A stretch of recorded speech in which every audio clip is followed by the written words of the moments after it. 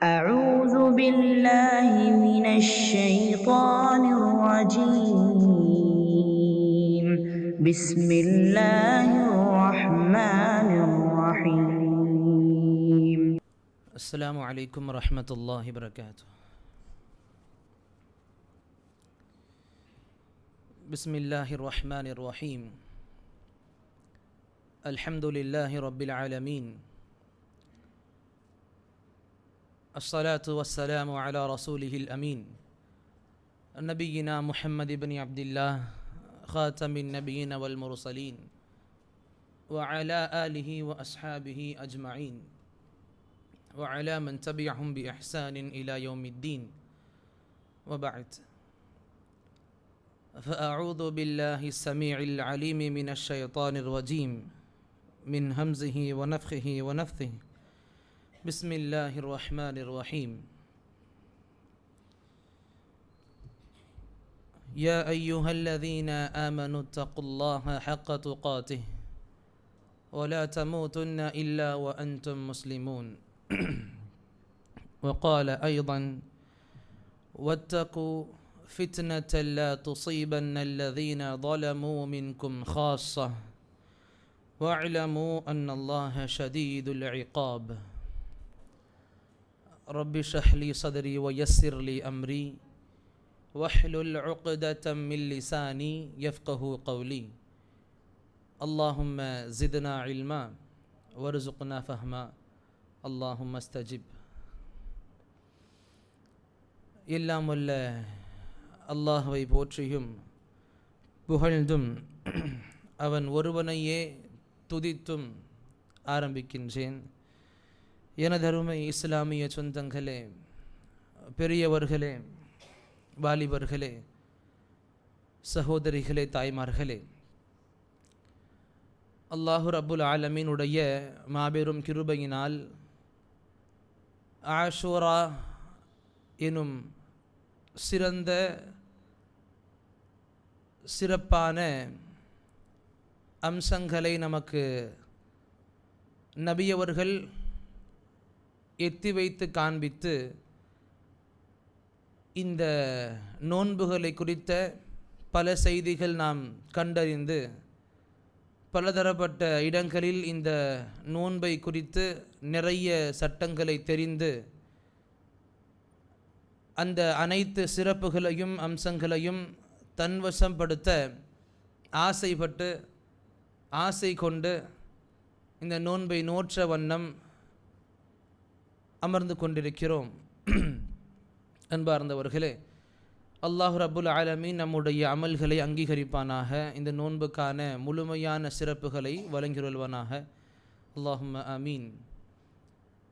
பொதுவாக இந்த ஆஷுராவுடைய நோன்பு சம்பந்தமாக பேசும்போதும் சரி, முஹர்ரம் மாதம் சம்பந்தமாக பேசும்போதும் சரி, எப்பப்பெல்லாம் இது சம்பந்தமான பேச்சுகள் பேசப்படுகிறதோ அப்பப்பெல்லாம் நமக்கு நிறைய ஃபித்னாக்களை குறித்தும் மக்களுக்கு தெரிவிக்க வேண்டிய கட்டாயமான நிலை நமக்கு ஏற்பட்டிருக்கிறது. எந்த அளவுக்கு இந்த முஹர்ரம் மாதம் அல்லாஹு ரப்புல் ஆலமீன் ஷஹ்ருல்லாஹில் முஹர்ரம் எனும் அந்தஸ்தை கொடுத்திருக்கிறானோ இந்த இஸ்லாத்தில், அல்லாஹுடைய மாதமாக இந்த முஹர்ரம் மாதம் இருக்கிறது என்ற அழகான சிறந்த அந்தஸ்து எங்கு நமக்கு இஸ்லாம் போதிக்கிறதோ அதே வழியில் பார்க்கும் பொழுது இந்த மாதத்தில் ஷைத்தான் சம்பந்தமான மிக அதிகமான ஃபித்னாக்களும் நடந்து கொண்டு தான் இருக்கிறது. நம்ம இஸ்லாமிய சமூகத்தில் முஸ்லிம்களாக வாழக்கூடிய நமது இஸ்லாமிய சகோதரர்கள் உட்பட, இதில் பொதுவாக இந்த ஷியாக்கள் அவங்களுடைய தாக்கம் அதிகமாக இருக்கும். அவங்கள பற்றி இங்கே நம்ம பேச இல்லை. குர்ஆன் சுன்னாஹ்வை நம்முடைய நெறியாக எடுத்துக்கொண்ட நாம், நம்முடைய அம்சமாக வாழ்க்கையின் மிக முக்கிய ஆதாரங்களாக குர்ஆன் சுன்னாஹ்வை எடுத்துக்கொண்ட நாம், நமக்கு மத்தியில் இந்த முஹர்ரம் சம்பந்தமான பலதரப்பட்ட ஃபித்னாக்கள், இந்த ஃபித்னாக்களின் தாக்கங்கள் எப்படியோ ஒரு விதத்தில் நம்ம வீட்டுக்குள்ளே வந்துக்கிட்டு தான் இருக்குது. எந்த அளவுக்கு அப்படின்னா, இந்த முஹர்ரம் மாதத்தில் நான்வெஜ் சமைக்கப்படாத வீடுகள் நிறைய இருக்குது. அதில் நம்முடைய இஸ்லாமிய சகோதரர்களுடைய வீடுகளும் இதே கொள்கையில் இருக்கிறாங்க. இந்த மாதத்தில் நான்வெஜ் நாங்கள் சமைக்க மாட்டோம். குறிப்பாக என் காதுபட நான் கேட்ட செய்திகளை வித்து சொல்கிறேன். சும்மா அங்கங்கிருந்து எடுத்த செய்திகள் கிடையாது. கேள்விகள் வரும் பொழுது இப்படிப்பட்ட கேள்விகள் இந்த மாதம் சம்பந்தமாக நிறைய வருது. இந்த மாதத்தில் இறைச்சி எடுத்துக்க கூடாதாமே, அதாவது கறி எடுத்துக்க கூடாதாமே, இந்த மாதத்தில் நிக்காஹுடைய டேட் அதை பற்றியே பேசக்கூடாதாமே, இப்படி இந்த மாதத்துக்கான தனி ஒரு அடையாளத்தை இன்னைக்கு நம்ம சமூக மக்கள் தன்னுடைய வீடுகளில் பார்க்கக்கூடிய ஒரு அவல நிலையாக நாம் இதை கேட்டுக்கிட்டு இருக்கிறோம். இதை புரிஞ்சிக்கணும். முதல்ல எந்த ஒரு மாதமும் இஸ்லாமிய அடிப்படையில் இது பீடை மிகுந்த மாதம்னு எங்கேயுமே நமக்கு சொல்லிக் கொடுக்கப்படலை. நஹூசத்தான மாதம்னு நமக்கு எங்கேயுமே எந்த மாதத்தை பற்றியும் சொல்லிக் கொடுக்கப்படலை. அதே போல் எதுவும் புரிஞ்சிக்கணும். இந்த மாதமாக இருக்கட்டும், நம்முடைய வாழ்க்கையாக இருக்கட்டும், ஃபித்னாக்கள் என்பது நாம் தினசரி வாழ்க்கையில் அனுபவிக்கக்கூடிய எதிர்கொள்ளக்கூடிய ஒரு கட்டாயமான பகுதியாக பார்க்கப்படுது. இந்த ஃபித்னாக்கள் குறித்து நம்முடைய இஸ்லாம் என்ன சொல்லி கொடுக்குது, குறிப்பாக நம்முடைய நபி ஸல்லல்லாஹு அலைஹி வஸல்லம் இந்த ஃபித்னாக்கள் சம்பந்தமாக என்ன சொல்லி கொடுத்துருக்குறாங்க, அதை பற்றி நான் இன்ஷா அல்லாஹ் ஒரு சில தகவல்கள் கூடவே எந்த ஃபித்னாக்களை குறித்து நபி அவர்கள் அவங்க வாழக்கூடிய காலகட்டத்திலேயே முன் அறிவிப்பு செஞ்சுருக்கிறாங்க, இதை பற்றின இன்ஷா அல்லாஹ் ஒரு சில தகவல்களோடு நம்ம விடைபெற இருக்கிறோம். அன்பார்ந்தவர்களே, உங்கள் முன்னால் ஓதி காண்பிக்கப்பட்ட வசனத்தை கொண்டே நான் துவங்க ஆரம்பிக்கிறேன். அல்லாஹு ரப்புல் ஆலமீன் சொல்லி கொடுப்பான், வத்தகு ஃபித்னா, ஒரு சில குழப்பங்களை விட்டு நீங்கள் பயந்து கொள்ளுங்கள், தள்ளி இருங்கள். அந்த ஃபித்னாக்கள் எப்படி இருக்கும்? வெறும் கெட்ட மனிதர்களை மட்டுமே நோக்கி வரக்கூடிய ஃபித்னாவாக அது இருக்காது. அல்லாஹ் சொல்லுவான், லா துஸீபன்னல்லதீன ஸலமூ மின்கும் ஹாஸா, உங்களில் வெறும் அநியாயம் செய்யக்கூடிய மக்களை மட்டுமே நெருங்கக்கூடிய ஃபித்னாவாக அது இருக்காது. அந்த ஃபித்னா வந்துருச்சு அப்படின்னா உங்களில் நல்லவர் என்ன கெட்டவர் என்ன, உங்களில் பெரியவர் என்ன சிறியவர் என்ன, உங்களில் ஆண் என்ன பெண் என்ன, உங்களில் வாலிபர் என்ன முதியவர் என்ன, இப்படி எல்லோரையுமே அந்த ஃபித்னா தன்வசம் கொண்டுக்கும், தன் பக்கம் இழுத்து கொள்ளும். அல்லாஹ் சொல்லி கொடுத்தா இந்த ஃபித்னாக்களை கொண்டு நீங்கள் அதிகமாக பயப்படுங்க. அல்லாஹ் அழகா சொல்லி முடிப்பான், அன்னல்லாஹ ஷதீதுல் இகாப் வஅலமு, கேட்டுக்கொள்ளுங்கள் தெரிஞ்சு கொள்ளுங்கள், அல்லாஹ் தஆலா கடுமையான பிடிக்கக்கூடியவனாக இருக்கிறான். அல்லாஹ் ரப்புல் ஆலமீனுடைய பிடின்னு வரும் பொழுது அல்லாஹ் தஆலா ஒரு சில சமயங்களில் பாவங்கள் செய்த நபர்களை மட்டும் தாக்குவான். நிறைய இடங்களில் பார்க்கும் பொழுது அல்லாஹுடைய அதாபு இருக்கே, சுப்ஹான் அல்லாஹ் பாதுகாக்கணும், இது பொதுவாக பாவங்கள் செய்த மனிதர்களை மட்டுமே தாக்கக்கூடிய அதாபாக இருக்காது. மாறாக ஐவேளை தொழுகையை தினசரி தொழக்கூடிய மனிதர்கள், பாவங்கள் செய்யக்கூடிய மனிதர்களை பாவங்கள் செய்யாதீர்கள் என அவங்களை தடுக்கும் குணம் கொண்டவர்கள், இப்படி நல்ல குணங்களை கொண்டவர்களும் இதில் அடங்குவார்கள். அவர்களையும் இந்த ஃபித்னா தன்வசம் கொண்டுக்கொன்னு அல்லாஹ் தஆலா குர்ஆன்ல சொல்லியிருக்கான். அந்த வசனத்தையே உங்கள் முன்னே எடுத்து காண்பிச்சு இந்த வசனம் ரீதியாக ஃபித்னாக்கள் சம்பந்தமான ஒரு சில இஸ்லாமிய அணுகுமுறைகளை இன்ஷா அல்லாஹ் சொல்லி விலகிப்போம். அன்பார்ந்தவர்களே, மறுபடியும் சொல்கிறோம், இந்த ஃபித்னாக்கள் நிறைந்த காலகட்டத்தில் எப்படி ஒரு முஸ்லீம் இருக்கணும், எப்படி நம்முடைய வாழ்க்கை இருக்கணும், எப்படி நமக்கு நபி இருக்க சொல்லி எடுத்து காண்பிச்சிருக்கிறாங்க, அந்த வகையில் இருந்தால் எந்த அளவுக்கு நமக்கு ஹைர் ஆஃபியத்து கிடைக்கும், அதை பற்றிலாம் இன்ஷா அல்லாஹ் கடைசியாக பார்ப்போம். அதற்கு முன்னே ஃபித்னாக்கள் சம்பந்தமான ஒரு சில அடிப்படையான விஷயங்களை உங்கள் முன்னே பகிர்ந்துக்க விரும்புவேன். நமக்கு ஹதீஸுகளுடைய புத்தகங்கள் நிறைய தெரியும். அதில் ரொம்ப பிரதானமாக நமக்கு தெரிஞ்சிருக்கிறது புகாரி, முஸ்லிம் போன்ற பெரிய பெரிய ஹதீஸ் கிரந்தங்கள், ஹதீஸ் புத்தகங்கள், இப்படி எந்த எந்த பெயரை கொண்டு ஹதீஸ் புத்தகங்கள் எழுதப்பட்டு இருக்குதோ அனைத்து ஹதீஸ் புத்தகங்களிலும் ஃபித்னாக்கள் உடைய ஹதீஸ்களை கொண்ட தொகுப்பு இல்லாமல் இருக்காது. ஃபித்னாக்களுடைய ஹதீஸ்களை இல்லாமல் எந்த ஒரு ஹதீஸ் புத்தகத்தை நம்மளால் பார்க்க முடியாது. தலைப்பு ரீதியாக வேணால் விடுபட்டு போகலாம்.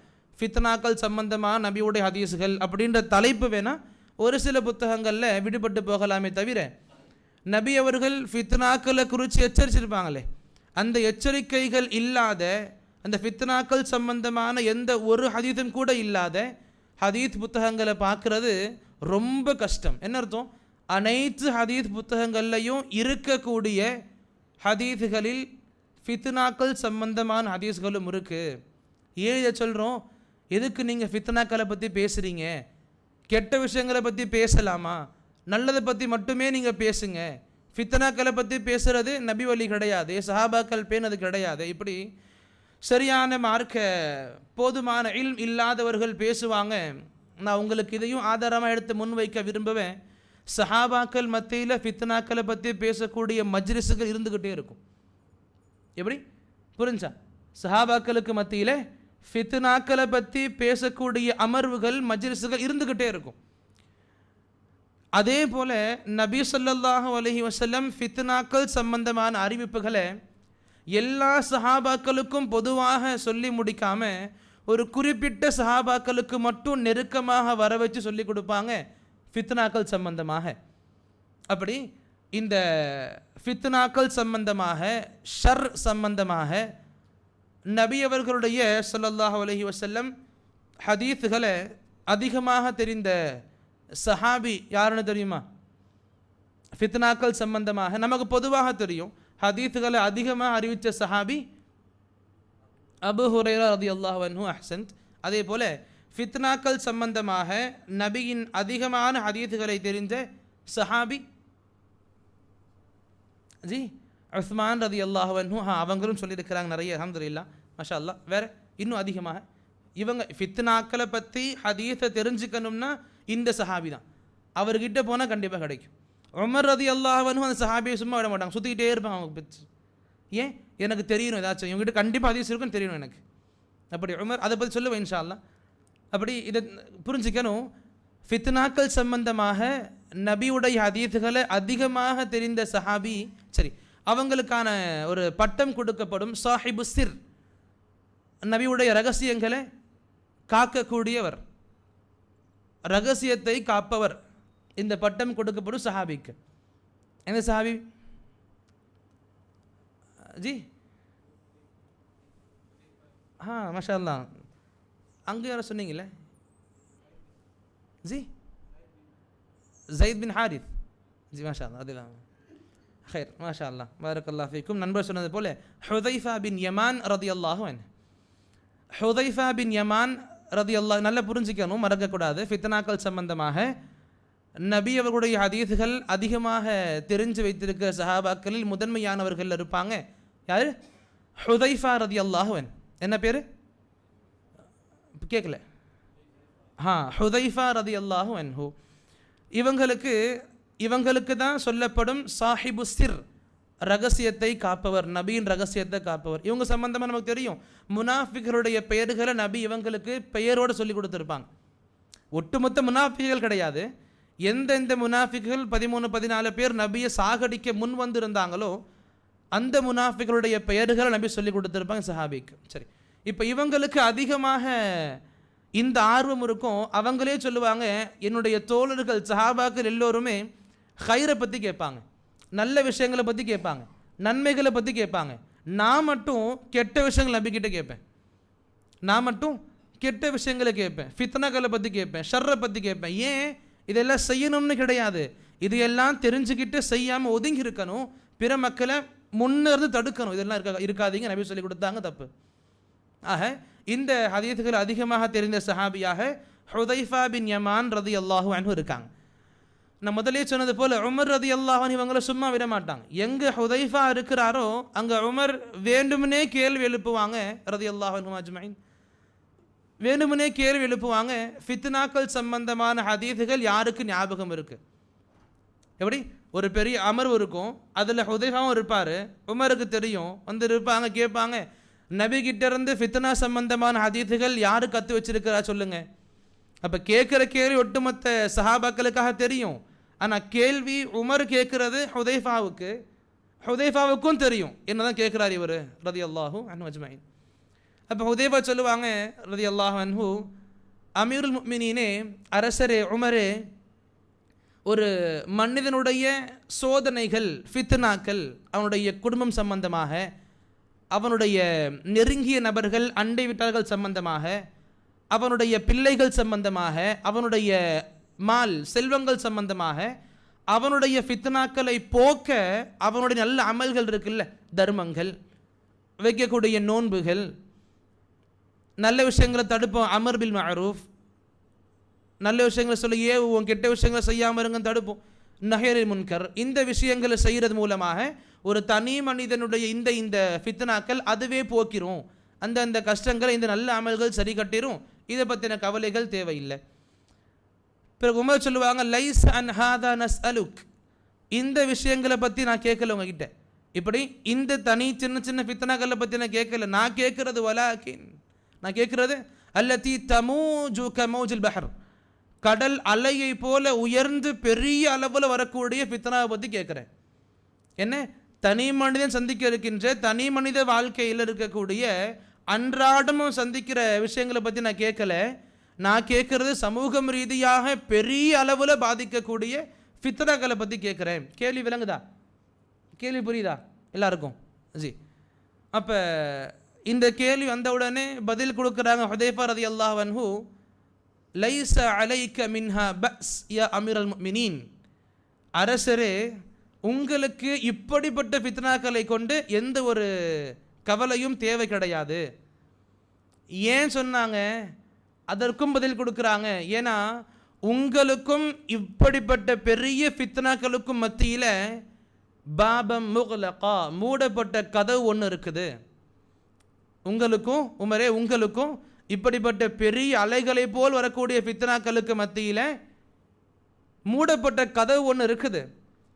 அப்போ இதை உடனே உமர் பதில் கேட்குறாங்க ரலியல்லாஹு அன்ஹு, அந்த கதவு, மூடப்பட்ட கதவு இருக்குது இல்லை, அது திறக்கப்படுமா உடைக்கப்படுமா? புரியுதா? கேட்குறாங்க, திறக்கப்படுமா கதவு அல்லது உடைக்கப்படுமா? அதுக்கு ஹுதைஃபா பதில் கொடுக்குறாரு, உடைக்கப்படும், திறக்கப்படாது, உடைக்கப்படும். இதை கேட்ட உடனே உமர் ரலியல்லாஹு அன்ஹு திரும்ப சொல்லுவாங்க, இதன் அப்படி உடைக்கப்படும் அப்படின்னா லா யுக்லக் அபதா, எப்போதும் அப்போ மூடப்படாது. அந்த கதவு உடைக்கப்பட்டுருச்சுன்னா ஃபித்னாக்கள் வந்துடும், எப்போதும் அந்த கதவு மூடப்படாது. அதுக்கு சொல்லுவாங்க, ஆமாம், இது பேசிக்கிறாங்க, நமக்கு இது புரியல, என்ன பேசிக்கிறாங்க, கதவுன்றாங்க, ஒன்றும் புரிய மாட்டேங்குது. இதே மாதிரி அங்கே உள்ள மற்ற நண்பர்களுக்கும் மற்ற சகோதரர்களுக்கும் புரியலை. உமர் ரலியல்லாஹு அன்ஹு அவங்களுக்கு புரியுது ஹுதைஃபா என்ன சொல்றார். அதே போல ஹுதைஃபா ரலியல்லாஹு அன்ஹு அவங்களுக்கு புரியுது உமர் எப்படி பேசுறார். ரெண்டு பேர் அவங்களுக்கு மட்டும் தெரிஞ்சுக்கிட்ட முறையில் பேசிக்கிறாங்க, வெளி மக்கள் யாருக்கும் புரியலை. பிறகு இந்த மஜ்லிஸ்லாம் முடிஞ்ச பிறகு பேசப்படுது, இந்த கதவு யாருன்னு நாங்கள் கேட்டோம். யாருக்கிட்ட? சஹாபி ஹுதைஃபா கிட்ட. தாபீன்கள் சொல்லுவாங்க, நாங்கள் பிற்காலத்தில் கேட்டோம் இந்த கதவு யார், நீங்கள் சொன்னீங்களே அன்னைக்கு கதவை பற்றி, உமரே உங்களுக்கும் இந்த ஃபித்னாக்களுக்கும் மத்தியில் கதவு ஒன்று மூடி இருக்கு, உடைக்கப்படும்னா அந்த கதவு என்னது, என்ன அர்த்தம் அந்த கதவுக்கு? அது சொன்னாங்க, அந்த கதவு தான் உமர் ரலியல்லாஹு அன்ஹு, அந்த கதவு தான் உமர் ரலியல்லாஹு அன்ஹு. பிறகு கேட்டாங்க, அப்போ இந்த நீங்கள் பேசிக்கிட்டீங்களே, அப்போ நீங்கள் சொன்ன கதவுக்கான அர்த்தத்தை உமர் புரிஞ்சுக்கிட்டு இருந்திருப்பாரா? என்ன கேட்குறாங்க? நீங்கள் சொன்னீங்க, பேசிக்கிட்டு இருந்தீங்க, அப்போ நீங்கள் பேசிக்கிட்டு இருக்கிற சமயத்தில் உமர் தான் அந்த கதவுன்ற இந்த அர்த்தத்தை உமருக்கு தெரியுமா? அப்போ ஹுதைஃபா ரலியல்லாஹு அன்ஹு சொல்லியிருப்பாங்க, இன்னைக்கு இரவு முடிஞ்சு நாளைக்கு வருவதில் எந்த அளவுக்கு சந்தேகம் இல்லாமல் இருப்பாரோ உமர், அதே அளவுக்கு சந்தேகம் இல்லாமல் புரிஞ்சு வச்சுருந்துருப்பார் இந்த கதவு அவர் தான் சொல்லி. நம்ம யாருக்காவது சந்தேகம் இருக்கா? இன்னைக்கு நைட்டு முடிஞ்சிருச்சு, இப்போ நாளைக்கு பகலே வராது, நமக்கு இப்படி சந்தேகம் இருக்கலாம். நான் எழுந்திருப்பேனா எழுந்துக்க மாட்டேன்னா தெரியலை, நான் இருப்பேன்னா உயிரோட தெரியலை, ஆனால் இன்னைக்கு இரவு முடிஞ்சு நாளைக்கு பகல் வரும்ன்றது சத்தியமான உண்மை இல்லை, சந்தேகம் கொள்ள முடியும். ஏன்னா மறுமை, அதுக்குள்ளே மறுமை வந்துடாது. மறுமைக்கான பெரிய அடையாளங்கள் நமக்கு இன்னும் வர வேண்டி இருக்குது, காத்துக்கிட்டு இருக்கு. அல்லாஹ் பாதுகாக்கணும். அப்போ நமக்கு சந்தேகம் இல்லாமல் இருக்குல்ல, இன்னைக்கு இரவு முடிஞ்சால் நாளை பகல் வரும் என்பதில் எந்த அளவுக்கு சந்தேகம் இல்லாமல் இருப்போமோ, எந்த அளவுக்கு உமருக்கு இது சந்தேகம் இல்லாமல் இருந்திருக்கோமோ, அதே போல் உமருக்கு தெரியும் இந்த கதவு அவர் தான் சொல்லி பேசும்போதே. சுப்ஹானல்லாஹ். இப்போ உமர் ரலியல்லாஹு அன்ஹு அவங்களுடைய வாழ்க்கையை சஹாபி சொல்கிறாரு, ஹுதைஃபா ரலியல்லாஹு அன்ஹு, உங்களுக்கும் ஃபித்னாக்களுக்கும் மத்தியில் பெரிய கதவாக உங்கள் வாழ்க்கை இருக்குது. அப்போ கேட்டாங்க, உடைக்கப்படுமா திறக்கப்படுமா? என்ன அர்த்தம்? இயற்கையான மௌத்து அடைவாரா அல்லது ஷஹீதாக்கப்படுவாரா? திறக்கப்படுமா அப்படின்றது இயற்கையான மௌத்துக்கான அறிகுறியாக இருந்துச்சு. உடைக்கப்படுமான்றது கொல்லப்படுவார், ஷஹீதாக்கப்படுவார்ன்றதுக்கான ஒரு பேச்சாக இருந்துச்சு. அதுக்கு என்ன பதில் வந்துச்சு? உடைக்கப்படும் அந்த கதவு. அப்போ என்ன அர்த்தம்? உமர் ஷஹீதாக்கப்படுவது ஆச்சு. உமர் ரலியல்லாஹு அன்ஹு ஷஹீதாக்கப்பட்டாங்க. இப்படி ஏன் சொல்கிறோம்? ஃபித்னாக்கள் சம்பந்தமாக சஹாபாக்களுக்கு மத்தியில் அமர்வுகள் நடக்கும், பேசும் பொருளாக வச்சுப்பாங்க. இன்றைக்கி நம்மக்கிட்ட அது அதிகமாக இல்லாத காரணத்தினால சின்ன சின்ன ஃபித்னாக்களில் நாமளும் ஈஸியாக மாட்டிக்கிறோம். தௌஹீதே பலவீனங்கள் ஈஸியாக நமக்கு வந்துடுது. ஆக இந்த பிரச்சனைகளை பற்றி நம்ம தெரிஞ்சுக்கணும். முதல்ல நபி ஸல்லல்லாஹு அலைஹி வஸல்லம் இதே போல் சொல்லி கொடுப்பாங்க. நம்முடைய நபியின் மனைவியர்களில் ஒரு மனைவியான ஜைனப் பின்த் ஜஹஷ் ரலியல்லாஹு அன்ஹா உம்முல் முஃமினீன், அவங்க சொல்லுவாங்க, ஒரு நாள் நபி ஸல்லல்லாஹு அலைஹி வஸல்லம் தூங்கிக்கிட்டு இருந்தாங்க. திடீர்னு பயந்து எழுந்திருச்சாங்க. தூங்கிட்டு இருந்தாங்க, திடீர்னு எழுந்திருச்சு சொன்னாங்க, லா இலாஹ இல்லல்லாஹ், அல்லாஹ்வை தவிர சத்தியமான இறைவன், வணக்கத்திற்கு தகுதியானவன் யாரும் கிடையாது. பிறகு சொன்னாங்க, வைலுல் லில் அரப் மின் ஷர்ரின் கத் இக்தரப், அரபுக்கு சமீபத்தில் இருக்கக்கூடிய ஒரு பெரிய கேடு வர காத்திருக்கு.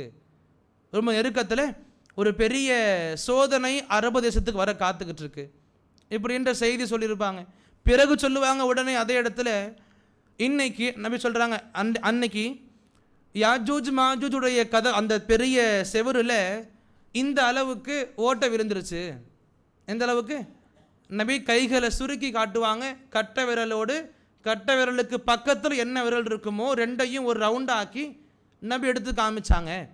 இந்த அளவுக்கு யாஜூஜ் மாஜூஜ் செவரில் ஓட்டை விழுந்திருக்கு, விரிசல் விழுந்திருக்கு, ஓட்டை விழுந்திருக்கு. இதே சம்பந்தமாக வேறு ஹதீஸும் இருக்கும். நபி யாஜூஜ் மாஜூஜ் கதவு சம்பந்தமாக பேசும் பொழுது 90 அப்படின்ற செய்கையை செஞ்சு காமிச்சாங்க. 90ன்ற நம்பரின் செய்கையை செஞ்சு காமிச்சாங்க. அரபு மக்கள் மத்தியில் 90க்கு சொல்லுவாங்க இப்படி, 90க்கு செய்கை ரீதியாக சொல்லுவாங்க அரேபியர்கள் இப்படி. அப்போ இங்கே நபி சொன்னாங்க, யாஜூஜ் மாஜூஜுடைய கதவின் அந்த அவங்களுடைய செவருடைய பலம் குறைஞ்சிக்கிட்டு இருக்குது, விரிசல்கள் ஓட்டைகள் உருவாக்கிட்டு இருக்குது. இது சம்பந்தமாக நபி என்ன சொல்ல வந்தாங்க? இப்படியெல்லாம் உங்களுக்கு நெருக்கமாக எல்லாம் நடந்துக்கிட்டு இருக்க, நீங்கள் உங்கள் ஈமான பத்திரமாக பார்த்துக்கணும். அரபு தேசத்திற்கும் பெரிய கேடு ஒன்று வர இருக்குதுன்னாங்க. இது சம்பந்தமாக இமாம் குர்துபி அலைஹி ரஹ்மா 5வது 6வது நூற்றாண்டில் தாத்தாரியர்கள் அரேபியர்களை படுமோசமாக சாகடிச்சிருப்பாங்க. தாத்தார்களுடைய சம்பவத்தை படிக்கும் பொழுது நமக்கு இப்படிப்பட்ட இரத்த வெறி கொண்ட சமூகம் இருந்துச்சான்ற அளவுக்கு ஆச்சரியப்படுவோம் அந்த காலத்தில். அப்போ இந்த அளவுக்கு பெரிய ஒரு கஷ்டத்தை, பெரிய ஒரு இழப்பை அரேபியர்களுக்கு இந்த தாத்தாரியர்கள் செஞ்சாங்க. இந்த சம்பவத்தை பார்த்து இமாம் குர்துபி அலைஹி ரஹ்மா அவங்க சொல்லுவாங்க, நபி சொன்னாங்க, ஒரு நாள் இரவில் எழுந்திருச்சு சொன்னாங்க, அரேபியர்களுக்கு ரொம்ப நெருக்கத்தில் ஒரு பெரிய சோதனை வர இருக்குது, எனக்கு தெரிஞ்சு அது இதுவாகத்தான் இருக்கும்னு சுட்டி காமிப்பாங்க. இந்த அளவுக்கு மிகப்பெரிய ஃபித்னாவாக அரேபியர்களுக்கு மத்தியில் தாத்தாரியர்களுடைய சம்பவத்தை பார்க்க முடியும். அதே போல் அன்பார்ந்தவர்களே, சரி, ஃபித்னாக்கள் சம்பந்தமாக நம்ம பேசிக்கிட்டு இருப்போம். இந்த ஃபித்னாக்களை நபி அவங்க வாழ்ந்தாங்க தெரியுமா? எப்போ வாழ்ந்துருப்பாங்க? 1450 ஆண்டுகளுக்கு முன்னே வாழ்ந்தாங்க. அவங்கெல்லாம் எப்படி இருந்தாலும் 1400 ஆண்டுகளுக்கு முன்னே வாழ்ந்தவங்க. 16 நூற்றாண்டுகள் கடந்து போச்சு. அப்போ வாழக்கூடிய, அப்போ வாழ்ந்திருந்த மக்களுக்கு புரிகிற மாதிரி சொல்லி கொடுத்துருப்பாங்க, இப்படியெல்லாம் உங்களை ஃபித்னாக்கள் சூழ்ந்து கொள்ளும், இப்படி எப்படியெல்லாம் முன்னறிவிப்புகள் செஞ்சு கொடுத்துருப்பாங்க. இந்த மாதிரியெல்லாம் வரக்கூடிய காலகட்டத்தில் நடக்கும். அது அந்த மக்கள் எப்படி சொன்னால் புரிஞ்சிப்பாங்களோ அந்த அளவுக்கு அழகாக சொல்லி கொடுத்துருப்பாங்க. நபி சொல்லக்கூடிய ஹதீஸ்களில் பார்க்கவும் நபி சொல்லுவாங்க, ஒரு மனிதன் அவனோடு அவனுடைய வாகனம் பேசும், அவனுடைய வாகனம் பேசும். சஹாபாக்களுக்கு அன்னைக்கு இது எவ்வளோ பெரிய ஆச்சரியமாக இருந்திருக்கும். எப்படி அவங்களுக்கு வாகனம்னா என்ன? அந்த ஒட்டகம், குதிரை, கழுதை தானே. அப்போ சொல்லப்பட்டது ஒரு நபரோடு அவனுடைய வாகனம் பேசும். அப்போ எப்படி ஒட்டகம் பேசும், எப்படி குதிரை பேசும், எப்படி கழுதை பேசும், இப்படியெல்லாம் யோசிக்காம நபி சொன்னாங்களா, கண்டிப்பாக நடக்கும். எப்படி மாறி நடக்கும்? அப்படியே ஒட்டகம் தான் பேசும் நபி சொன்னாங்களா? நபி சொன்னாங்க ஒரு மனிதனோடு அவனுடைய வாகனம் பேசும். இன்னைக்கு பார்க்க முடியுதில்லை. ஜஸ்ட் இந்த காரோடைய டோரு க்ளோஸ் பண்ண உடனே என்னென்ன ஆச்சரியம் நடக்குது. ஜஸ்ட் ஒரு சின்ன காடை சொருவுறாங்க, கண்ட பாட்டுக்களை கேட்குறாங்க. அண்ட் அதே போல் நல்ல சில மக்கள், அல்லாஹுடைய அருள் மிகுந்த மக்கள், அங்கேயும் குர்ஆனை கேட்டுக்கிட்டு இருப்பாங்க, நல்ல நல்ல தரிசகளை கேட்டு போவாங்க. இப்படி நமக்கு இது புதுசாக இல்லை, அந்த சஹாபாக்கள் எவ்வளோ புதுசாக இருந்திருக்கும். புரியுதா? அப்போ இது நபி சொல்லி கொடுக்கும் பொழுது அந்த மக்களுக்கு புரிகிற மாதிரி நிறைய நபி சொல்லி கொடுப்பாங்க.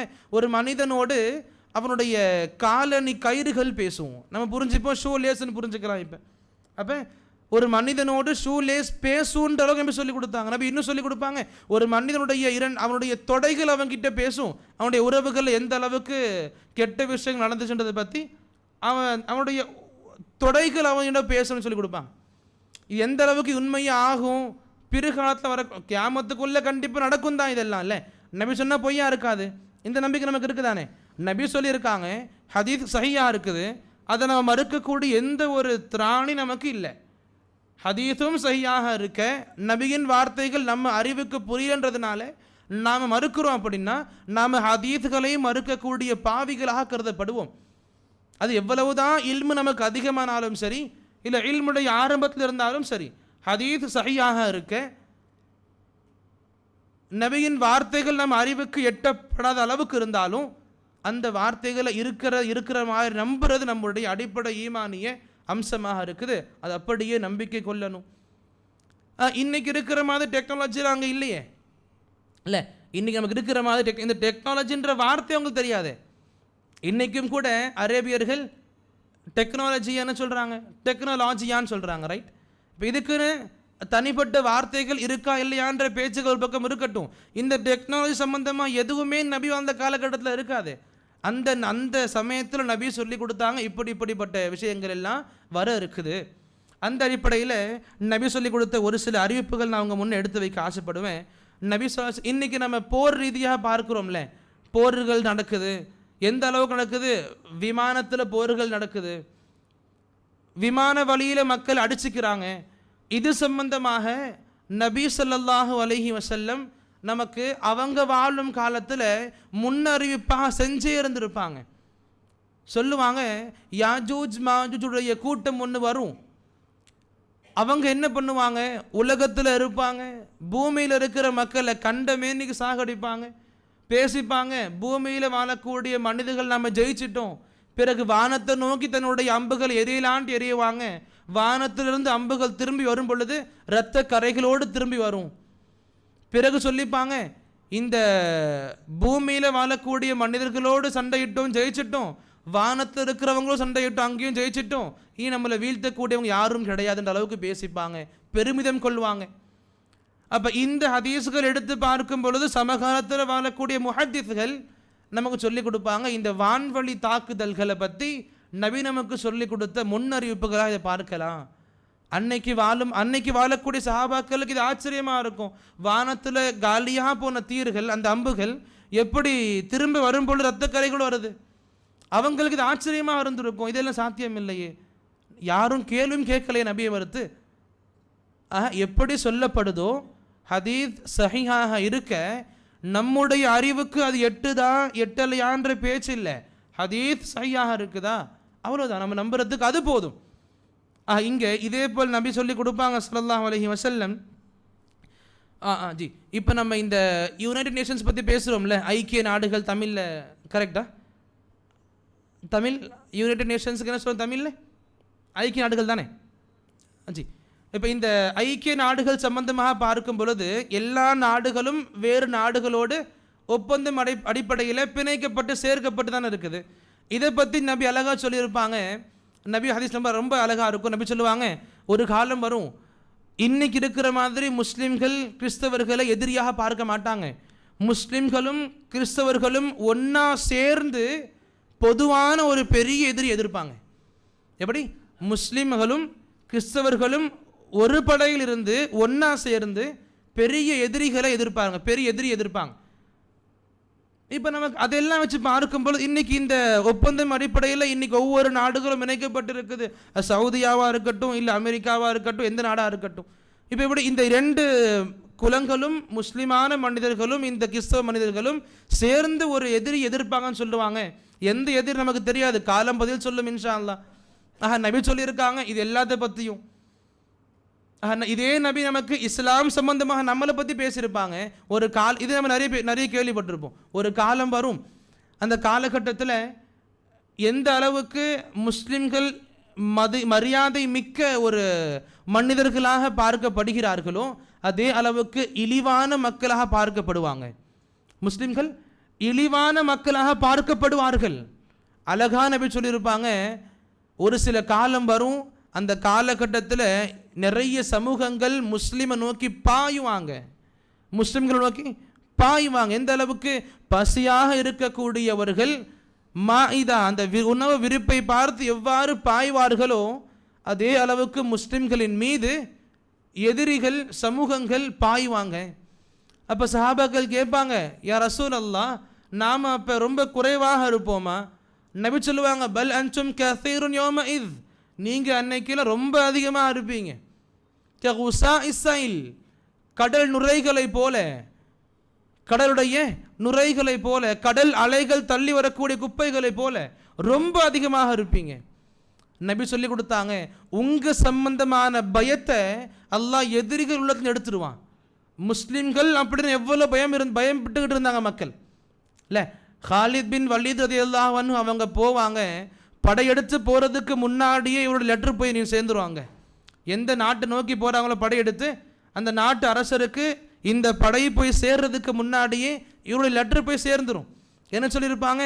நாங்கள் உங்களை நோக்கி படையெடுத்து வரோம், ஒன்று நீங்கள் சரண் அடைஞ்சிடுங்க, இல்லையா போருக்கு தயாராக இருங்க. போருக்கு தயாராக இருங்க, இதை கவனத்தில் வச்சுக்கிட்டு தயாராக இருங்க. எதை கவனத்தில் கொண்டு சொல்லியிருப்பாங்க? அழகாக சொல்லியிருப்பாங்க, நீங்கள் எப்படி உங்கள் படை மக்கள் எப்படி இந்த உலகத்தில் வாழ்கிறத அழகான அம்சமாக பார்க்கிறார்களோ, இந்த உலகத்தின் வாழ்க்கையை இனி நாட்களில் வாழப்போவதை வாழக்கூடிய வாழ்நாள்களை எவ்வளவு ஆசைப்பட்டு பார்க்கிறார்களோ, நான் ஒரு படையை கூட்டிட்டு வருவேன், என்னுடைய படைகள் அதே அளவுக்கு மௌத்தை விரும்புவாங்க. என்ன சொன்னாங்க? நீங்கள் எப்படி உயிர் வாழ ஆசைப்படுகிறீர்களோ நாங்கள் சாக ஆசைப்படுறோம் அல்லாஹ்வுடைய பாதையில். இப்போ இந்த அளவுக்கு வீரமான சஹாபாக்கள், வீரமான முன்னோர்கள், இந்த முஸ்லிம்களுடைய இந்த படையை கண்டு நடுங்கிய மக்கள். முஅத்தா போர்லாம் பார்க்கும்போது சுப்ஹான் அல்லாஹ், 3000 முஸ்லிம்கள் எங்க, 2 லட்சம் காபிர்கள் எங்க, 3000 பேர் கொண்ட படைகள். சுப்ஹான் அல்லாஹ், ஒரு இந்த சின்ன படை. இத்தனைக்கும் படையை தலைமை தாங்கிய 3 அழகான சஹாபாக்கள், சிறந்த சஹாபாக்கள் ஷஹீதாகி இருப்பாங்க, அடுத்தடுத்து ஷஹீதாகி இருப்பாங்க. ஹாலித் பின் வலீத் ரலியல்லாஹு அன்ஹு தலைமையை பொறுப்பு எடுத்திருப்பாங்க. ரொம்ப கணிசமாக சஹாபாக்கள் குறைஞ்சும் இருப்பாங்க. 3000 சஹாபாக்கள் தான், எதிரில் பார்த்த லட்சக்கணக்கில் 2 லட்சம் சஹாபா எதிரிகளை மேற்கொண்டு இருக்கிறாங்க. அப்போ இந்த சின்ன படை இவ்வளோ பெரிய படையை வீழ்த்திருக்கும். இஸ்லாமிய இந்த சின்ன படைக்கு அல்லாஹ் வெற்றியை கொடுத்துருப்பான். அப்போ இந்த போருக்கு, முஅத்தாவுடைய போருக்கு பிறகு அன்னைக்கு வாழக்கூடிய காலங்களில் பார்க்கும் பொழுது பெரிய பெரிய நாடுகள் வரைக்கும் முஸ்லிம்களை கண்டு பயப்பட ஆரம்பித்தாங்க. நபி சொன்னாங்க, ஒரு காலம் வரும், உங்களுடைய பயத்தை அல்லாஹ் தஆலா எதிரிகள் உள்ளத்திலிருந்து எடுத்துருவான், உங்களை கண்டு பயப்படக்கூடிய காலமெல்லாம் முடிஞ்சிடும், நீங்கள் அதிகமாகவே இருப்பீங்க. என்ன காரணம் சொன்னால் தெரியுமா? அல்லாஹ் தஆலா நபி சொல்லி கொடுப்பாங்க, அல்லாஹ் உங்களுடைய பயத்தை எடுத்துருவான், இன்னும் உங்களுக்குள்ள வஹன் அப்படின்ற ஒன்று வந்துடும். சஹாபாக்கள் கேட்டாங்க, யா ரசூலல்லாஹ் வஹன்னா என்ன? அதுக்கு நபி சொன்னாங்க, ஹுப்பு துன்யா வ கராஹியத்துல் மவுத், உலகை நேசிப்பதும் மரணத்தை வெறுப்பதும் ஆகும். இன்றைக்கி நம்ம யோசிச்சு பார்க்கலாமே, இன்றைக்கி நாம் நம்முடைய தனிப்பட்ட வாழ்க்கை என்ன உட்பட நம்ம தனியாக உட்காந்து நம்மக்கிட்ட கேட்டாலுமே எந்த அளவுக்கு இப்போ நீ மவுத்து வந்துருச்சுன்னா நிம்மதியாக போவியா அல்லாஹ் கிட்ட? கண்டிப்பாக இந்த கேள்வி வருவதுக்கு முன்னாடியே இவ்வளோ சீக்கிரம் ஏன் போகணும் நான் இல்லை, எனக்கு இந்த உலகத்தின் மீது ஆசை அதிகமாக ஆகிக்கிட்டே இருக்குது, மவுத்தின் மீது வெறுப்பும் அதிகமாகிக்கிட்டே இருக்குது. நபி சொல்லி கொடுத்தாங்க, இது உங்களுக்கு ஒரு இதுவாக வந்து பூந்துக்கும், உங்களுடைய இழிவு நிலைக்கு இதுவே காரணமாக அமையும். இதே நபி சொல்லி கொடுத்தாங்க, எங்கே ஒரு பக்கம் நீங்கள் தோர்த்துக்கிட்டே இருப்பீங்களோ, இழிவுகளை சந்தித்து கொண்டே இருப்பீர்களோ, மறுபக்கம் இஸ்லாம் மேலோங்கிக்கிட்டே இருக்கும். ஒரு பக்கம் தோல்வி இழிவு முஸ்லிம்களுக்கு, மறுபக்கம் இஸ்லாம் வெற்றி பாதை நோக்கி போய்கிட்டே இருக்கும். நபி அதுவும் சொல்லி கொடுப்பாங்க ஸல்லல்லாஹு அலைஹி வஸல்லம். அழகான ஹதீஸாக இருக்கும். நபி சொல்லுவாங்க, லா யப்கா அலா ظஹரில் அர்த், இந்த பூமியில் பைத்து மதரியும் வலா வபர், எந்த ஒரு வீடும் இஸ்லாம் இல்லாமல் காலியாக இருக்காது. இஸ்லாமிய செய்திகள் கொண்டு போய் சேர்க்கப்படாமல் காலியான எந்த ஒரு வீடும் இருக்காது இந்த உலகத்தில். இன்றைக்கி பார்க்க முடியும், எங்கு போனாலும் எல்லா வீடுகள்லையும் முஸ்லீம்களை பார்க்க முடியுமா இல்லையா, அது ஒரு கேள்வி. ஆனால் எல்லா வீட்டிலையும் இஸ்லாமுனா ஒன்று இருக்குதுன்னு தெரிஞ்சிருக்கா இல்லையா? இல்லை, மக்கால எதுவுமே இல்லாத இடத்துல நபி இஸ்லாத்தை புதுப்பிக்கிறாங்க. மறக்கடிக்கப்பட்ட சாகடிக்கப்பட்ட இஸ்லாத்தை நபி ஸல்லல்லாஹு அலைஹி வஸல்லம் மக்களுக்கு எடுத்து கொடுக்க ஆரம்பிக்கிறாங்க. மக்கால ஆரம்பிக்கப்பட்ட இந்த ஒரு பயணம் இன்னைக்கு பார்க்க முடியுதா? உலகத்தில் எந்த மூலைக்கு போனாலும் முஸ்லிம்களை பார்க்கலாம். அப்படி முஸ்லிம்களையே பார்க்க முடியாமல் போதும் அப்படி இருக்காது. அப்படி முஸ்லிம்களையே நீங்கள் பார்க்க முடியாமல் போனாலும் ஊரில் இஸ்லாம் பற்றின செய்திகளை கேட்கலாம். முஸ்லிம்கள் ஒருத்தங்க இருக்கிறாங்க, இஸ்லாம்னு ஒன்று இருக்குன்ற இந்த செய்தியாவது நாம அந்த மக்கள்கிட்ட கேட்கலாம். இந்த அளவுக்கு இஸ்லாம் வளர்ச்சியை நோக்கி போய்கிட்டு தான் இருக்குது. இந்த கிறிஸ்தவர்களுடைய இந்த மிஷனரிஸ் அவங்களாம் பேசிப்பாங்க, அவங்களாம் சொல்லுவாங்க, நாம் எவ்வளவோ செலவு பண்ணுறோம், நாம் எவ்வளவோ காசு பணத்தை போட்டு இறைக்கிறோம், நிறைய ஸ்கூல்ஸ் காலேஜஸ் நிறைய கட்டுறோம், இந்த கிறிஸ்துவத்தை பரப்புறதுக்காக நிறைய மேன் ஒர்க்கும் போடுறோம், நாம் நிறைய நபர்கள் இறக்குறோம், நிறைய திட்டங்களை தீட்டுறோம். ஆனால் இதில் 10ல் 1 பங்கு கூட செய்யாத இந்த முஸ்லீம்களுக்கு இவ்வளவு வளர்ச்சி எப்படி கிடைக்குது? இதை தலைப்பாக கொண்டு ஒரு கூட்டம், கிறிஸ்துவுடைய ஒரு கூட்டம் பேசுனாங்க. எப்படி நாம் பண்ணுறதில் நம்முடைய முயற்சிகளில் 10ல் 1 பங்கு கூட முஸ்லீம்கள் போடலை. ஆனால் முஸ்லீம்களுக்கு இப்படிப்பட்ட வளர்ச்சி எப்படி கிடச்சிக்கிட்டு இருக்கு? நல்லா புரிஞ்சிக்கணும், முஸ்லீம்கள் தோற்கலாம், இஸ்லாம் தோற்காது. முஸ்லீம்கள் வீழலாம், இஸ்லாம் வீழாது. நாம இழிவான நிலைக்கு தள்ளப்படலாம், இஸ்லாம் இழிவாகாது. இஸ்லாம் எப்பவுமே அசீஸ், மகத்துவமான மார்க்கமாக கருதப்படும். புரிஞ்சிக்கணும். இது இஸ்லாம் சம்பந்தமாக நபி சொல்லி கொடுத்தாங்க. எந்த அரபு தேசத்தை பற்றி பேசணுமோ அதே அரபிய மக்களை பற்றி நபி சொல்லியிருப்பாங்க, ரொம்ப அழகாக இருக்கும். அந்த அரபு சம்பந்தமாக நபி சொல்லியிருப்பாங்க. வளர்ச்சியையும் பார்க்கும் இந்த அரபு, அதே போல் வீழ்ச்சியையும் பார்க்கும் இந்த அரபு. வளர்ச்சி எப்படி? இன்னைக்கு அரபு தேசத்துக்கு இருக்கிற மிகப்பெரிய சொத்து அப்படி நம்ம என்ன சொல்ல முடியும்? அரபு மண்ணுக்கே இருக்கிற பெரிய சொத்துனா என்னது? ஜி மாஷா அல்லா, ஆயில், பெட்ரோல் சொல்கிறோம்ல. இப்போ இந்த ஆயில் அவங்களுக்கு பெரிய கிடங்காக பெரிய சொத்தாக இருக்குது. இன்றைக்கி அதுதான் அவங்களுடைய மூல பொருளாக மிக முக்கியமான ஒரு எக்கானாமிக்கல் ரீதியாக அவங்களுக்கு பெரிய வளர்ச்சி கொடுக்குற அம்சம் அந்த ஆயில் அவங்களுக்கு பண்ணது. நபி இதை எப்போ சொன்னாங்க தெரியுமா? இந்த ஆயிலை பற்றின விஷயங்கள் நபி பேசியிருப்பாங்க, இருக்கும் பொழுது அழகாக பேசியிருப்பாங்க. இது நல்லா கவனிக்கணும். எப்போ நபி இதெல்லாம் பேசுகிறாங்கன்னா அந்த காலகட்டத்தினுடைய சூப்பர் பவர்ஸ் இருப்பாங்கல்ல, இன்றைக்கி இருக்குது அமெரிக்கா ரஷ்யா போல், அன்னைக்கு இருந்திருப்பாங்கல்ல சூப்பர் பவர்ஸ், ரோமர்கள், ஈரானியர்கள், அவங்கெல்லாம் அரபு தேசத்தின் பக்கம் பார்வை கூட எடுத்து பார்க்க மாட்டாங்க. ஏன்? இந்த மண்ணை ஆண்டு நமக்கு என்ன கிடைக்க போகுது? இந்த மண்ணை நம்ம ஏன் முதல்ல ஆளணும்? இந்த மண்ணில் அப்படி என்ன இருக்குது? எதுவுமே இல்லை, வெறும் பாலைவன மணல்கள் தானே. இப்படி அந்த காலத்து சூப்பர் பவர்ஸாக கருதப்படுகின்ற மிக முக்கிய நாடுகள் அரபு தேசத்தை அப்படி அலட்சியமாக எடுத்திருப்பாங்க. அந்த சமயத்தில் நபி சொன்னாங்க, கியாமத்து நாள் இதுவரை வராது, லா தக்கூமு ஸாஅ, கியாமத் வர இது வரைக்கும், ஹத்தா தஊத அர்துல் அரபி முரூஜன் வ அன்ஹாரா, எது வரைக்கும்? இந்த அரபு தேசம் பூங்காக்களாக மாறாத வரைக்கும். பூங்காக்களாக அரபு தேசம் மாறும். எப்படி எந்த மண்ணில் பேரிச்சம்பழத்துடைய மரத்தை தவிர வேறு மரத்தை எடுத்து காமிக்கக்கூடிய சக்தி இல்லாத மண்ணாக பார்க்கப்பட்டிருந்துச்சோ அந்த மண்ணில் வாழும் பொழுது நபி சொல்லி கொடுத்தாங்க, அந்த காலத்திலேயே இந்த அரபு தேசம் பூங்காக்களாக மாறும். நபி இன்னும் அன்ஹாரா, நதிகள் ஓடும். தேசத்தில் என்ன ஓடும்? என்ன? நதிகள் ஓடும். அன்ஹாரா, நதிகள் ஓடும். நபி இங்கே சொன்னாங்க, அரபு தேசத்தில் இந்த பூங்காக்கள் நதிகள் பார்க்கப்படாம கியாமத்து வராது. அப்போ இந்த அன்ஹாரா, இந்த நதிகள் சம்பந்தமாக பேசப்படுது. இந்த நதிகள் இன்னைக்கு இருக்கக்கூடிய இந்த எண்ணெய் கிடங்குகள் சம்பந்தமாக நபி நமக்கு முன்னறிவு பண்ணியிருக்கிறாங்க. அப்போ நபியின் வார்த்தைகள் ரொம்ப அழகாக இருக்கும். நம்ம கொஞ்சம் படிக்க உட்கார்ந்தா நபியின் வார்த்தைகளின் உண்மைகளை புரிஞ்சுக்க முடியும். எப்பயோ வாழ்ந்த மனுஷன் எப்படி இதெல்லாம் பேச முடியும்? இதை இன்னும் ஆணித்தரமாக நம்ப வைக்க முஹம்மது சாதாரண மனிதன் கிடையாது, உண்மையிலேயே ரசூல் தான் அவர். இதையெல்லாம் படிக்கும் பொழுது உண்மையிலேயே ரசூல் தான். இப்போ அல்லாஹ்வுடைய செய்தி அவருக்கு வருது தான். சாதாரண மனிதனால அந்த சமயத்தில் இதை பற்றிலாம் பேசவே முடியாது.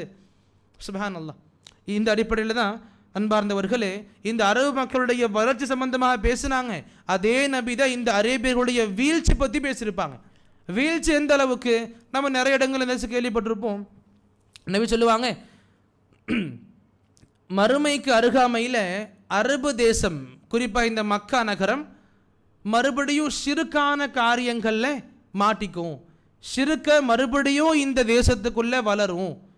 எந்த அளவுக்கு நபி சொன்னாங்க, உங்களுக்கு மறுமை வராது எதுவரை தௌசுடைய குலத்தினர் துல் ஹல்சாவுடைய சிலையை தவாஃப் செய்யாத வரைக்கும். தௌஸ் எந்த குலம்? தௌசுடைய குலத்தில் வந்த சஹாபி தெரியுமா? தௌஸ் அப்படின்ற ஒரு குலம் இருக்கு அரபு குலம் கோத்திரங்களில். அந்த தௌஸ் குலத்தை சார்ந்த நமக்கு எல்லோருக்குமே சஹாபி பேர் தெரியும். ஆனால் இவர் இந்த குலத்தை சார்ந்தவர் ஆண்டு சந்தேகம் நமக்கு இருக்கும், அது கேள்விப்படாமல் இருந்திருப்போம். அப்படி தௌஸ் குலத்தை சார்ந்த பெரிய பிரபலமான சஹாபி நமக்கு இருப்பாங்க. அபூ ஹுரைரா ரலியல்லாஹு அன்ஹு. யாரு? அபூ ஹுரைரா. அவங்க பேர் அப்துர் ரஹ்மான் பின் சஹர் அத் தௌசி.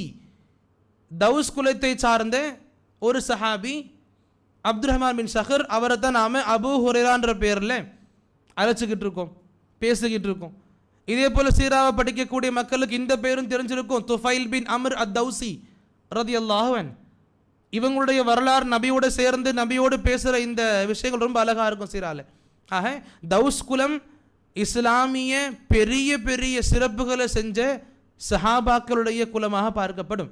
நபி சொன்னாங்க, இந்த தௌஸ் குலத்தின் பெண்கள் துல் ஹல்சா சிலையை தவாஃப் செய்யாத வரைக்கும் கியாமத் வராது. என்ன அர்த்தம்?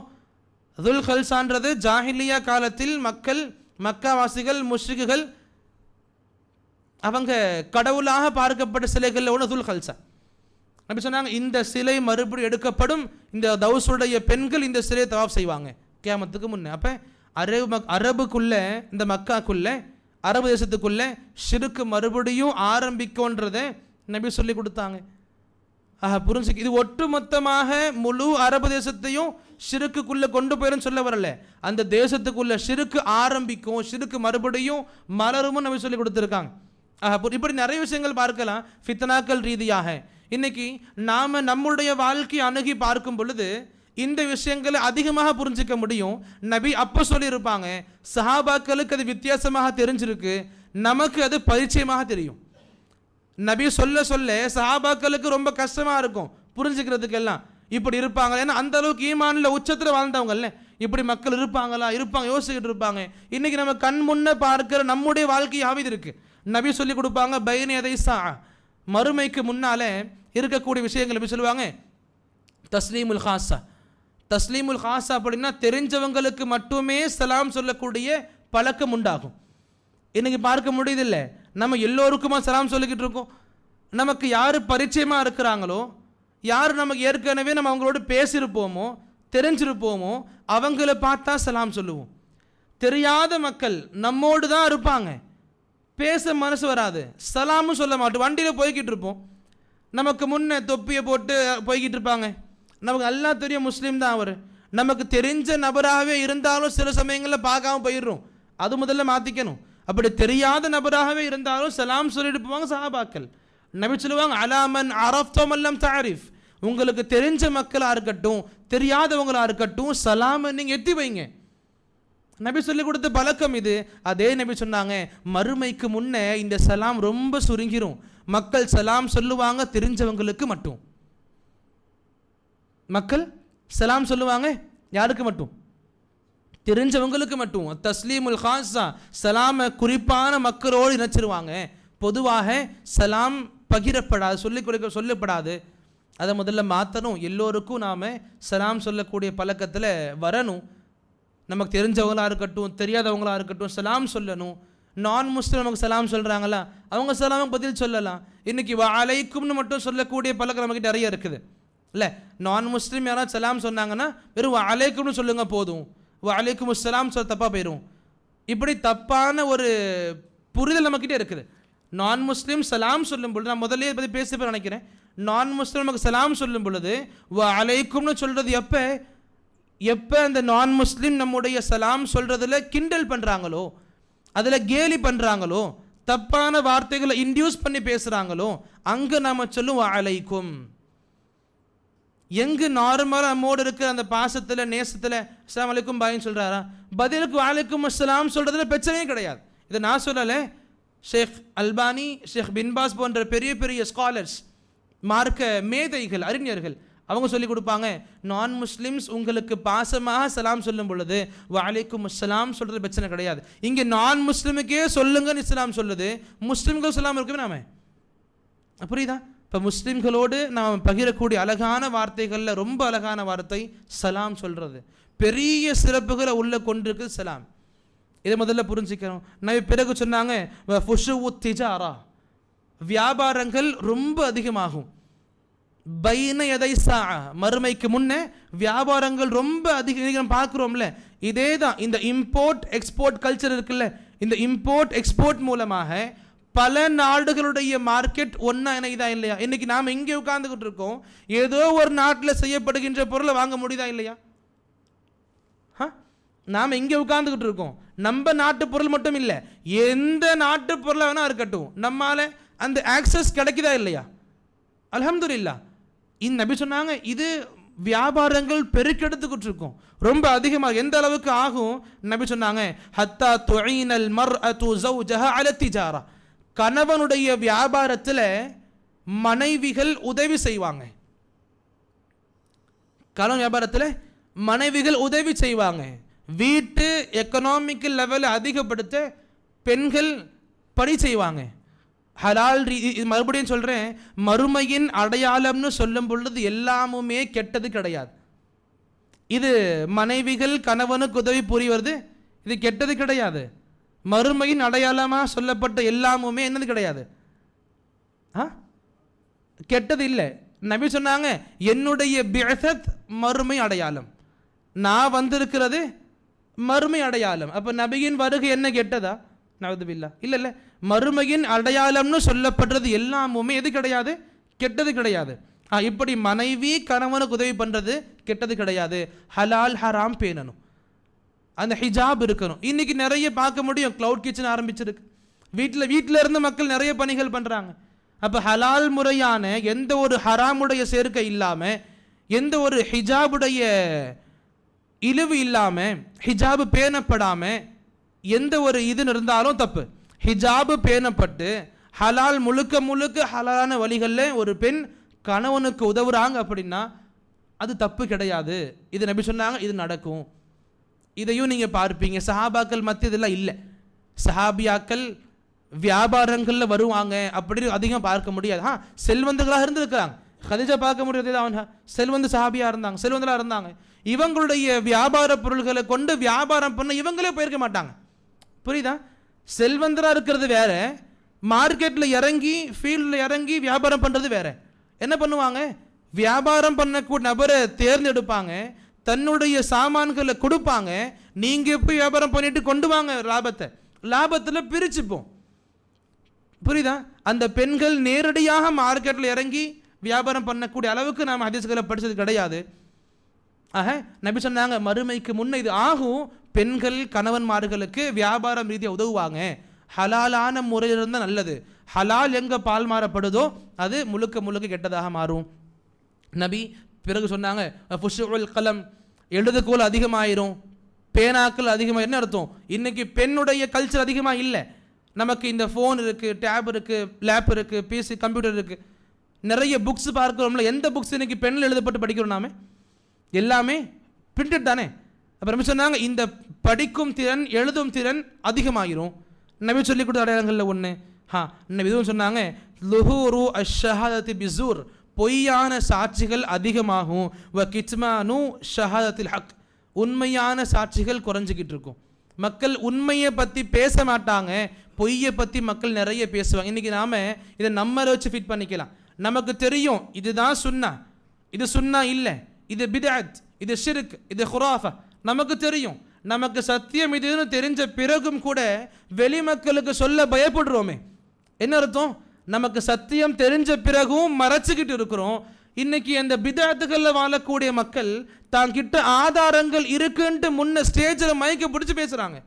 பித்அத்துகளுக்கு ஆதாரங்கள் இருக்க முடியுமா? பித்அத்துகளுக்கு ஆதாரங்கள் இருக்க முடியுமா? ஷிர்க்குக்கு எவிடன்ஸ் இருக்க முடியுமா? இன்னைக்கு அந்த மக்கள், ஷிர்க்கு பண்ற மக்கள், பித்அத்துகள் பண்ற மக்கள், பெயர் அப்துல்லா, ஆமினா இருக்கட்டும், அந்த முஸ்லிம்கள் ஷிர்க்கு பித்அத் வாழக்கூடிய இந்த மக்கள் வெளியில நார்மலா பப்ளிக் பிளேஸ்ல நின்று ஸ்டேஜில் மைக்க பிடிச்சி பேசுறாங்க. ஆதாரங்கள் எடுத்து முன் வைக்கிறாங்க, ஆதாரங்கள் எடுத்து முன் வச்சு பேசுறாங்க. நம்ம பார்த்து கண்டுக்க வந்து போயிட்டு தான் இருக்கும். அங்கேயே நின்று சண்டை போடுங்கன்னு சொல்ல வரல, இந்த செய்திகளை பிறகாவது போய் சேருங்கன்னு சொல்ல வரும். இன்னைக்கு நாம் எந்த அளவுக்கு தாவால பின்தங்கி இருக்கிறோம், அது இதுவும் நமக்கு எடுத்து காமிக்குது. சத்தியத்தை சொல்ல மறைக்கிறோம், சத்தியம் தெரியுது மறைச்சிக்கிட்டு இருக்கோம். அவங்க பாத்தில்ல இருக்காங்க, பேசிக்கிட்டு இருக்கிறாங்க. நபி சொன்னாங்க, பாத்திலான பேச்சுக்கள் அதிகமாகும், சத்தியங்கள் மறைக்கப்படும். ஆக நாம் இதை அல்லாஹ்வுடைய நபி சொல்லிட்டாங்கப்பா, அடையாளமாக ஆயிரும், அக்செப்ட் பண்ணிட்டு போயிடலாம் அப்படின்னு இல்லாமல் நாம் நம்முடைய பங்கு சரியாக பண்ணணும், அல்லாஹ் கிட்ட சரியாக நாம் பதில் கொடுக்கணுன்ற ஒரு எண்ணம் இருக்கணும். கடைசி அன்பார்ந்தவர்களே, இந்த ஃபித்னாக்களுடைய செய்திகள் நிறைய இருக்குது. முதல்ல சொன்னது போல எந்த ஒரு ஹதீஸ் புக்குமே ஃபித்னா சம்பந்தமான செய்திகளை கொள்ளாமல் இல்லை. எல்லா புத்தகங்கள்லையும் நான் பார்க்க முடியும் ஃபித்னா சம்பந்தமாக. நபி சொன்ன கடைசியாக ஒரே ஒரு ஹதீஸை மட்டும் எடுத்து முன் வச்சு உங்கள் எல்லாருடைய கவனங்களையும் கேட்டுப்பேன். கொஞ்சம் கவனமாக இந்த ஒரு ஹதீஸையாவது இன்ஷா அல்லாஹ் புரிஞ்சுக்கிட்டு கிளம்புவோம். அல்லாஹ் இதை கொண்டு நம்முடைய வாழ்க்கையை அடுத்த கட்டத்தில் சரி பண்ணுவானாக. அல்லாஹ் ஆமீன். நபி சொல்லுவாங்க, வ இன்ன உம்மத்தகும் ஹாதிஹி, இந்த உம்மத், உங்களுடைய இந்த உம்மத், என்ன அர்த்தம்? இஸ்லாமிய சமூகம். இந்த உம்மத் ஜுஇலத் ஆஃபியத்துஹா ஃபி அவ்வலிஹா, இதனுடைய ஆரம்ப மக்கள் கிட்ட ஆஃபியத் இருக்கு. ஆரம்ப மக்கள் யாரு? இந்த உம்மத்துடைய ஆரம்ப மக்கள் யாரு? உடனே ஆதம் அலைஹிஸ்ஸலாம் போகக்கூடாது. நபி சொன்னாங்க, உங்க உம்மத், அதாவது முஹம்மதுடைய உம்மத். முஹம்மதுடைய உம்மத்தில் ஆரம்ப மக்கள் யாரு? ஜி சஹாபாக்கள் ரலியல்லாஹு அன்ஹும் அஜ்மஈன். சஹாபாக்கள். நபி சொல்றாங்க, நல்ல கவனமாக கேட்கணும், இந்த உம்மத்தின் ஆஃபியத், நலவுகள், ஹைர் எங்க இருக்கு? ஃபி அவ்வலிஹா, இதன் ஆரம்ப மக்கள் கிட்ட. நபி பிறகும் சொன்னாங்க, வ இன்ன ஆஹிரஹா, இந்த உம்மத்தின் கடைசியாக மக்கள் வருவாங்க, சயுஸீபுஹும் பலா வ உமூருன் யுன்கிரூனஹா, அந்த கடைசியாக வரக்கூடிய மக்களை நிறைய பிரச்சனைகள் சூழும், நிறைய பிரச்சனைகள் ரீதியாக பிளவுபடுவாங்க. வ உமூருன் யுன்கிரூனஹா, வெறுக்கக்கூடிய வெறுக்கத்தக்க செயல்களில் அவங்க மாட்டிப்பாங்க. யாரு? கடைசியாக வரக்கூடிய மக்கள். அந்த மக்களை பார்த்து நபி சொன்னாங்க, முதல் மக்கள் கிட்ட ஆஃபியத் இருக்கு. அப்ப என்ன அர்த்தம்? என்ன அர்த்தம் அப்ப? சொல்லுங்களேன். நபி சொன்னாங்க, முதல் மக்கள்ல ஆஃபியத் இருக்கு, பிறகுள்ள மக்கள் இந்த கஷ்டங்கள், இந்த கெட்ட விஷயங்கள், சோதனைகள், வெறுக்கத்தக்க விஷயங்கள் அவங்க மாட்டிக்கிட்டு இருப்பாங்க. அப்ப இந்த மக்களுக்கு எதுல கயிறு இருக்கு? எதுல கயிறு இருக்கு? சொல்லுங்களேன். கேள்வி புரியுதா? தமிழ் விளங்குமா? தமிழ் தெரியும் தானே? அப்புறம் நான் மணிக்கணக்காக பேசிட்டு தமிழ் தெரியலன்னு சொல்லுவ பாரு. தமிழ் ஓகே தானே? அல்ஹம்துலில்லாஹ். இதுக்கு பதில் நீங்கள் தான், நான் சொல்ல மாட்டேன், நீங்கள் தான் சொல்லுங்க இன்ஷா அல்லாஹ். நபி சொன்னாங்க, இந்த உம்மத்துடைய ஆரம்ப மக்களுக்கு, ஆரம்ப மக்களில் ஆஃபியத் இருக்கு, பிறகு வரக்கூடிய மக்கள் சோதனைகளால் சூழ்ந்து கொள்ளப்படுவார்கள், வெறுக்கத்தக்க விஷயங்களில் அவங்க மாட்டிப்பாங்க. இந்த உதாரணங்களை கொடுத்து நபி என்ன சொல்ல வராங்க?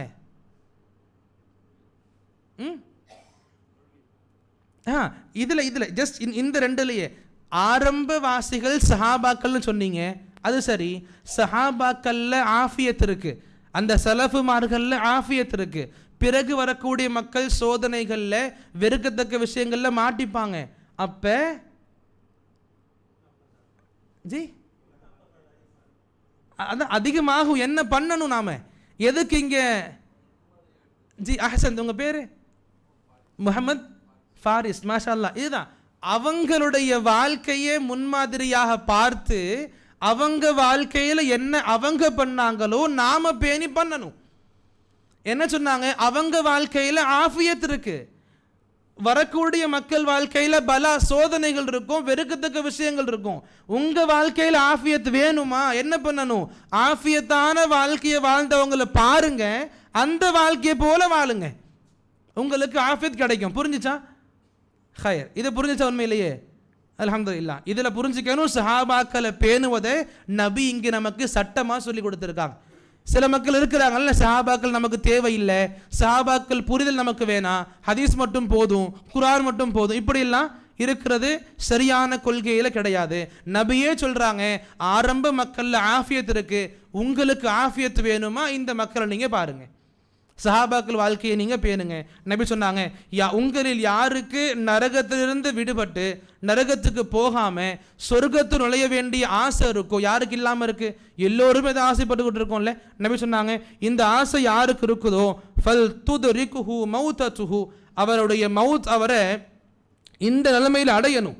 வஹுவ முஃமினும் பில்லாஹ் வல் யௌமில் ஆஹிர், ஈமான் கொண்ட நிலைமையில் மவுத்தாகணும். நபி சொன்னாங்க, ஃபித்னாக்கள் நிறைந்த காலகட்டத்தில் ஈமான பாதுகாத்துக்கோங்க, ஈமான பாதுகாத்துக்கோங்க.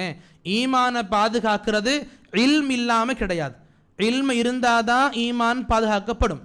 இல்ம் இல்லாமல் 2-3 தர்ஸில் உட்காந்துட்டேன், ஈமான் கிடச்சிருச்சு, நம்ம பூஸ்டர் ஆயிருச்சு, அதுவே போதும், லைச கதாலிக்கது, அப்படி கிடையாது. நம்ம ஒவ்வொரு அமர்வுகள் தேடும் பொழுதும் கிடைக்கும் பொழுதும் சரியான மன்ஹஜில் சொல்லிக் கொடுக்கக்கூடிய ஸ்காலர்ஸ் இருக்காங்களா, அமர்வுகளில் உட்காரணும். அட்லீஸ்ட் உங்களுக்கு ஒரு 5 நிமிஷம் கிடைக்குதா, அந்த 5 நிமிஷமாவது உட்கார்ந்துட்டு போகணும். அல்லாஹ் கண்டிப்பாக இதில் பர்க்கத்துகள் வச்சுருப்பான். நல்ல ஏழான் ஒன்று பண்ணாங்க, அர்பஉன் நவவியாவுடைய பாடம் எடுக்க ஆரம்பிக்க போகுது நம்மளுடைய இந்த மர்கஸ்ல இருந்து, இந்த மஸ்ஜித்ல இருந்து. ரொம்ப அழகான புத்தகம், இமாம் நவவியுடைய அழகான கலெக்ஷன் அது, ஹதீஸ்களுடைய சேர்க்கை. சுப்ஹானல்லாஹ், ஒவ்வொரு முஸ்லீமுடைய வீடுகளில் கண்டிப்பாக படிக்கப்பட வேண்டிய புத்தகங்களில் ஒன்று. 40 ஹதீஸ்கள் தான், 2 எக்ஸ்ட்ராவாக இருக்கும். அந்த ஹதீஸ் புத்தகம் ரொம்ப பெரிய படிப்புகளும் இருக்கும். ஆக இந்த அமர்வுகளில் அதிகமாக நாம் கலந்துக்கிட்டு நம்ம இல்மை அதிகமாக்கணும். இல்மை அதிகமாகிறதுனால எது அதிகமாகுது? ஈமான் அதிகமாகுது. ஈமான பாதுகாக்கிறது ஃபித்னாக்கள் மிகுந்த காலகட்டத்தில் நபி சொல்லி கொடுத்தாங்க, உங்களுக்கு அதுதான் ஒரே நிபந்தனையாக, ஒரே கடமையாக இருக்குது. ஈமானை பாதுகாத்துக்கோங்க, ஈமானிய அடிப்படையில் தான் நீங்கள் மரணமாகணும்.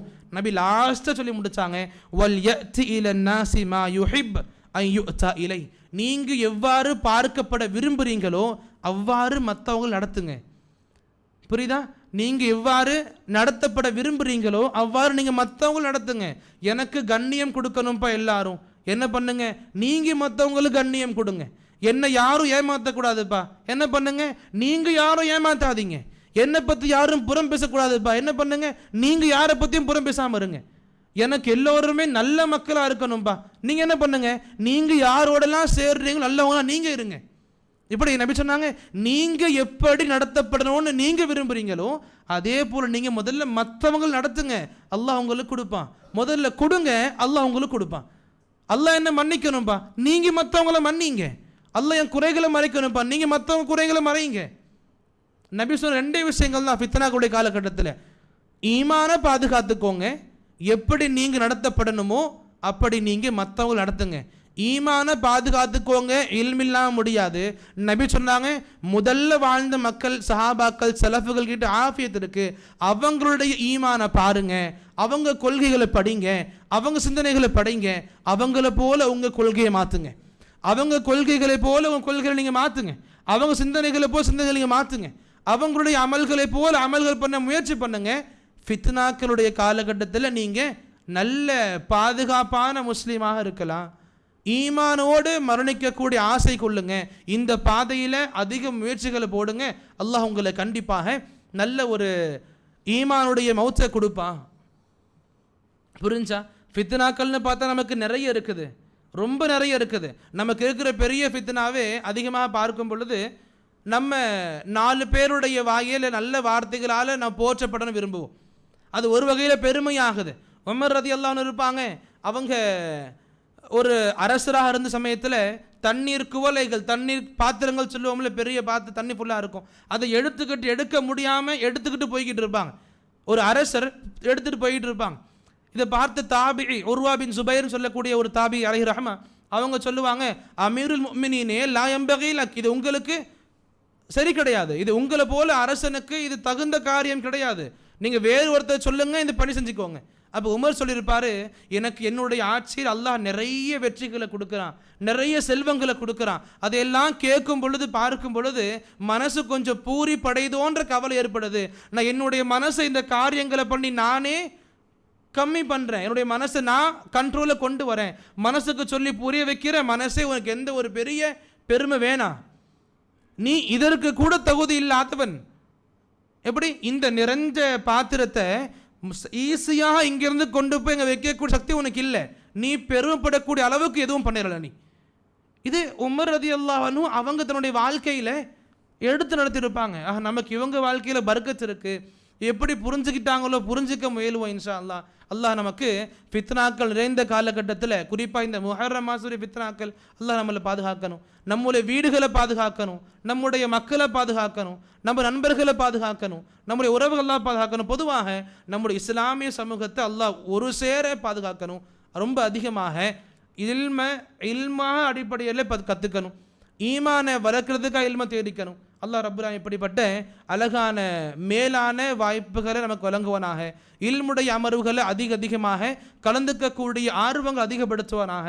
அல்லாஹ் எதுவரை நம்மை வாழச் செய்வானோ, உண்மையான முஸ்லீமாக உண்மையான முஃமினாக வாழச் செய்வானாக.